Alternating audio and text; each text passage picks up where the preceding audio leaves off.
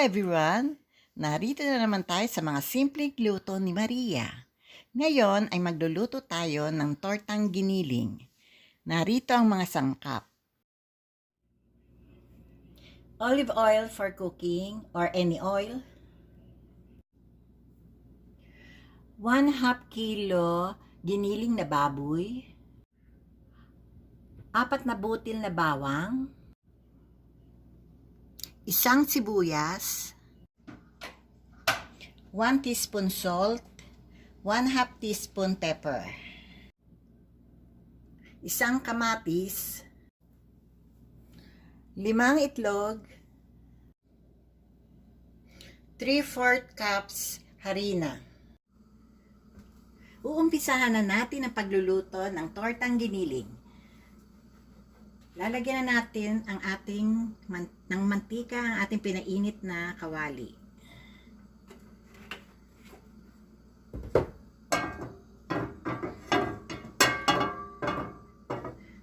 Be sure na magluluto tayo sa medium heat. Umpisa na natin sa paggigisa ng bawang.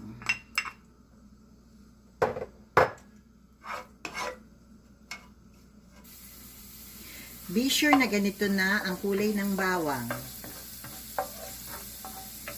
Isusunod na natin ang sibuyas.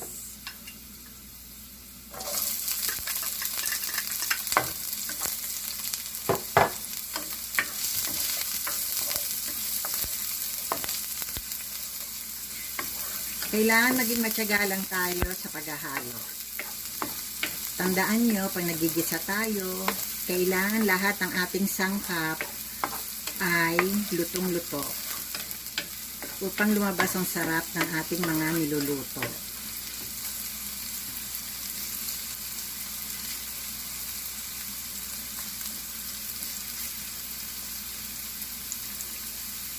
Yan, pwede natin ilagay ang ating kamatis.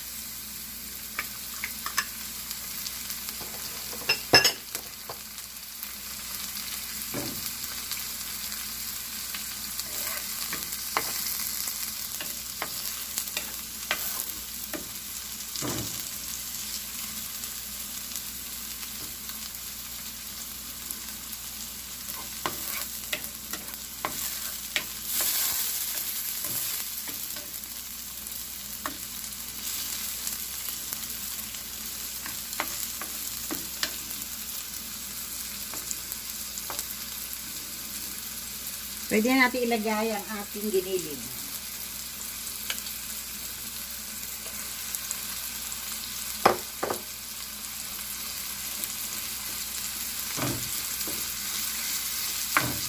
Be sure na lutong-luto ito. Kaya kailangan hahaluin natin siya ng medyo matagal-tagal.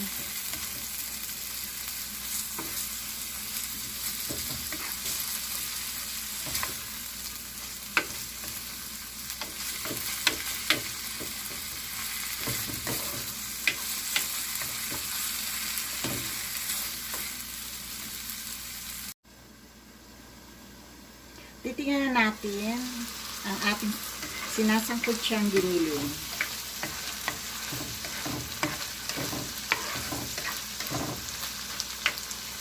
Medyo may sabaw pa siya na nanggaling sa pork. Aantay lang natin itong matuyo, pero pwede natin ilagay ang ating asin at ang pepper. Haluin natin muli.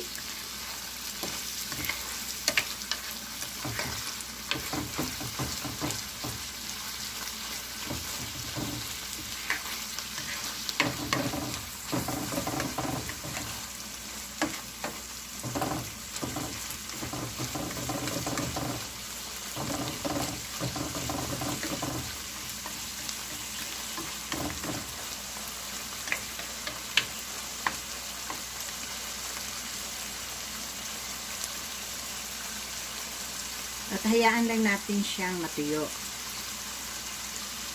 Pwede rin natin siyang takpan. After 15 minutes, titingnan na natin kung luto na ang ating giniling. At papatayan natin ang kalan upang lumamig siya bago natin ilagay sa kanyang egg mixture.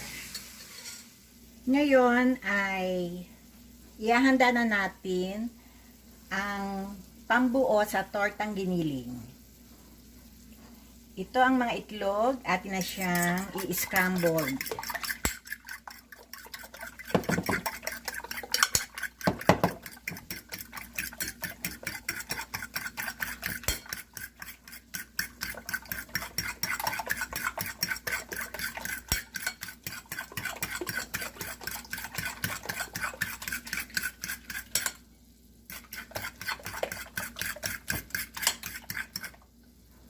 Ngayon, ihahalo ko na ang ating giniling.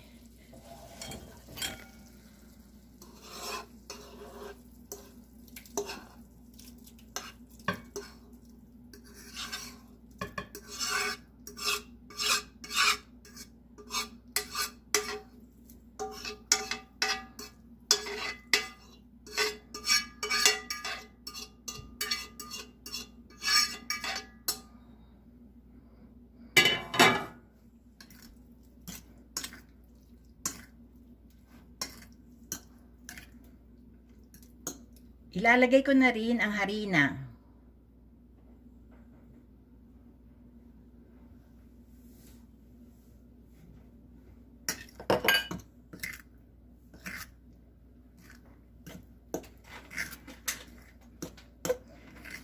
Haluing mabuti para magpantay-pantay ang luto nito.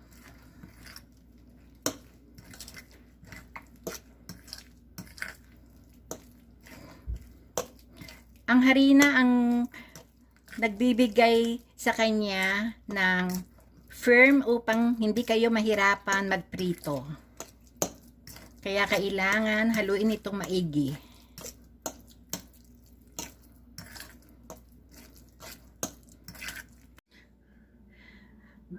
Pwede natin gamitin ang kawaling ginamit natin sa pagluluto ng giniling. Atin na siyang painitin at lagyan ng mantika.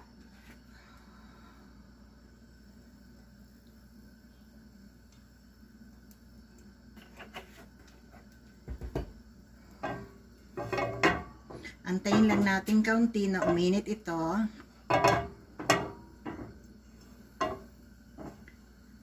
At ready na tayo sa pagbubuo ng tortang giniling.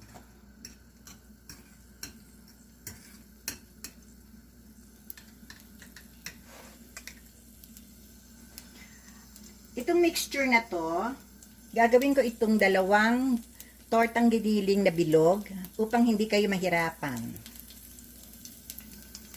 Kaya hahatiin natin siya.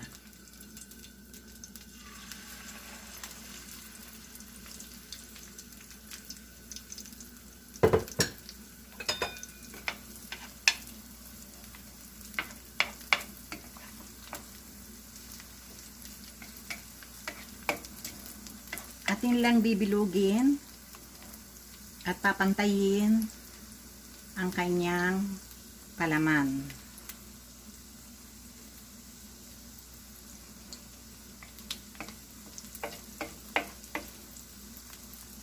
Ito lamang ang tamang size niya para hindi kayo mahirapan sa pagbabaliktad nito.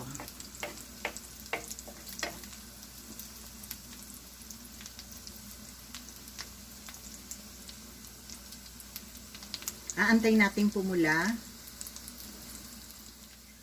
After 3 minutes, atin na po siyang babaligtarin.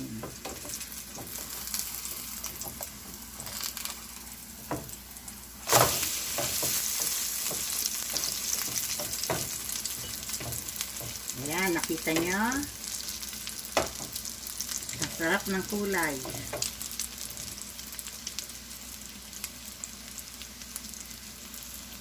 Atin siyang lulutuin ng 3 more minutes bago natin siya hahanguin.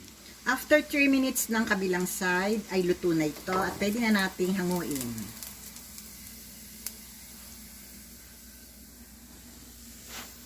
Ngayon, iluluto pa natin ang kalahati na tinira nating mixture.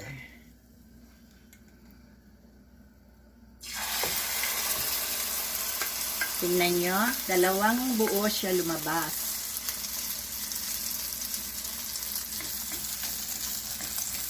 Sigurado masasarapan kayo sa lutong ito.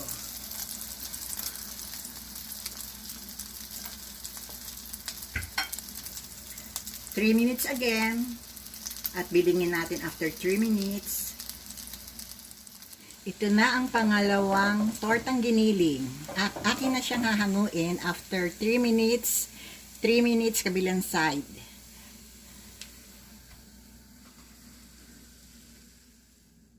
Ito na ang tortang giniling.